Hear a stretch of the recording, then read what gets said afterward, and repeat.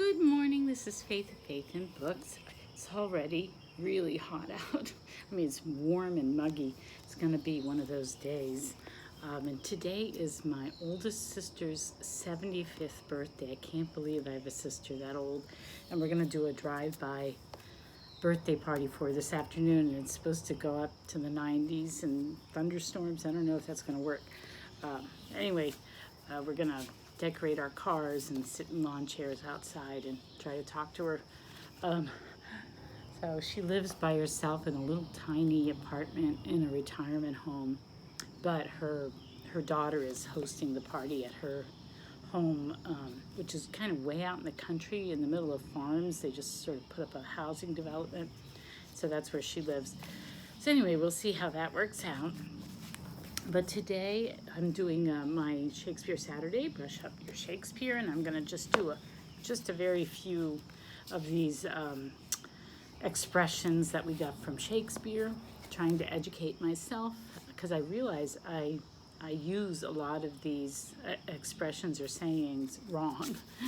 So the last one I did was be all and the end all last Saturday. Was it last Saturday? Yeah. So the next one is to beggar description. And I don't think I really use this expression. And if I do, I may have occasionally, I think I say it begs description. Something begs description.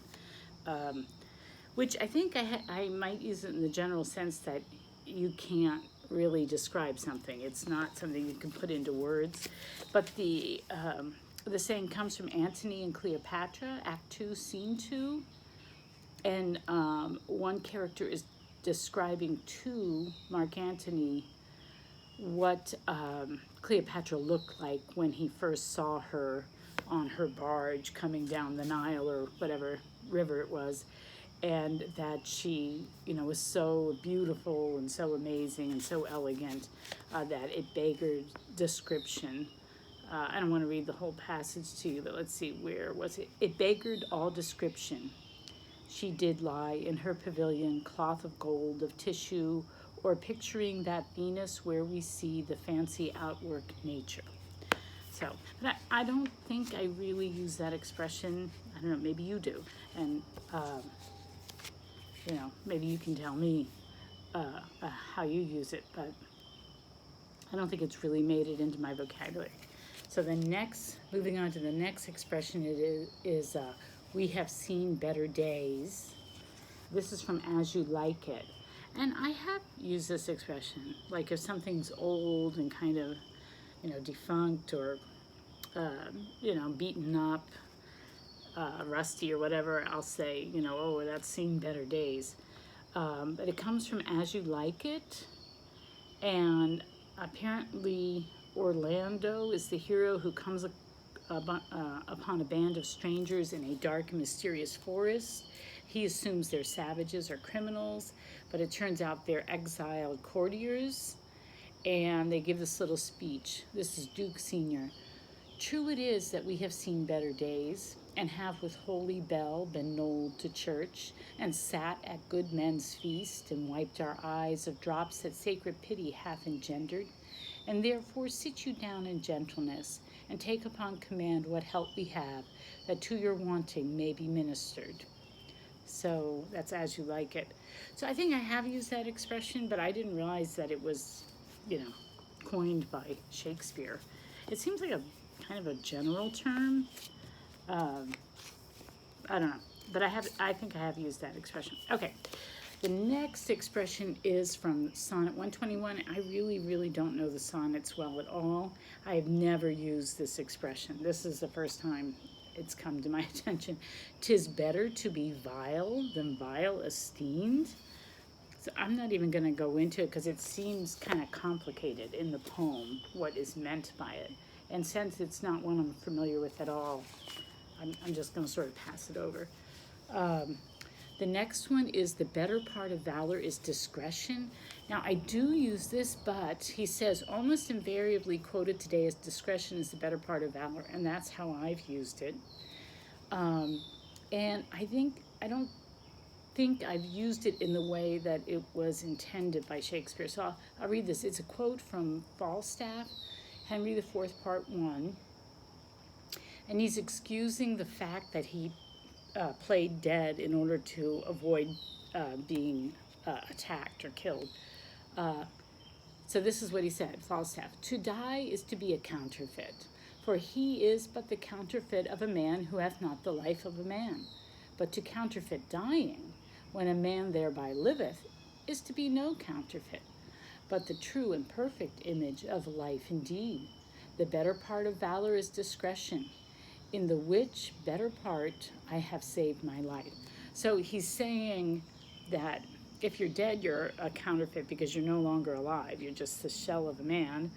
But if you pretend you're dead in order to save your life, it means that you've used your brain to preserve your life. Now, I think that when I say it, I think it's wrong, and I don't know if other people say it in the same way, but when I say discretion is a better part of valor, I mean that sometimes not speaking up or being more reticent or discreet or having some self-restraint and prudence, and maybe not opening up your mouth and blurting stuff out is the better thing to do. And so I think that's the sense that I meant it in when I've used this expression. So, but that's not really, and he doesn't say that that's how people use it now. He just describes what Falstaff means. So, but when I say discretion is a better part of valor, I mean, sometimes it's just better to shut up. So I don't know. Do you use that expression? What do you mean when you use it? And then the last one I'm going to do today is beware the Ides of March, which I only ever, it's obviously in reference to Julius Caesar. So, it comes up on the 15th of March. I don't think I use it in an expression in just conversation. I think it always is somehow in reference to Julius Caesar. But I thought it was interesting that this guy said, the Ides of March is the 15th of March. So there's certain, I just learned this from my Latin exam that I took in March, and I can't remember now, but usually the Ides was the 13th of March, or the 13th of the month, except there were certain months, I think there were 4 of them, March being one, where it was the 15th. So he says here, the Ides of March is the 15th. Which day of the month the idea is depends on a complicated system of calculation Caesar himself established when he instituted the Julian calendar, a precursor of our own. The Ides of March, for example, the Ides of January, for example, is the 13th, and that most months are like that. The Ides of March, May, July, and October. Okay, there they are. But March, May, July, and October falls on the 15th. So anyway, so the Ides of March is the day that Julius Caesar got assassinated. And it says also here, Shakespeare borrowed this scene along with the details of Caesar's demise from Plutarch's Life of Julius Caesar. An English translation was readily available, but its precise phrasings weren't quite dramatic enough for Shakespeare's purposes. Where he has the soothsayer declaim, beware the Ides of March, the more prosaic original notes merely that the soothsayer warns Caesar to take heed of the day of the Ides of March. So I think that's all I'm going to do for today, for today's Shakespeare Saturday.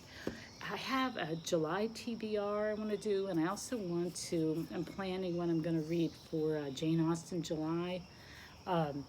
So those will be forthcoming. So have a good day and stay cool. Talk to you later. Bye.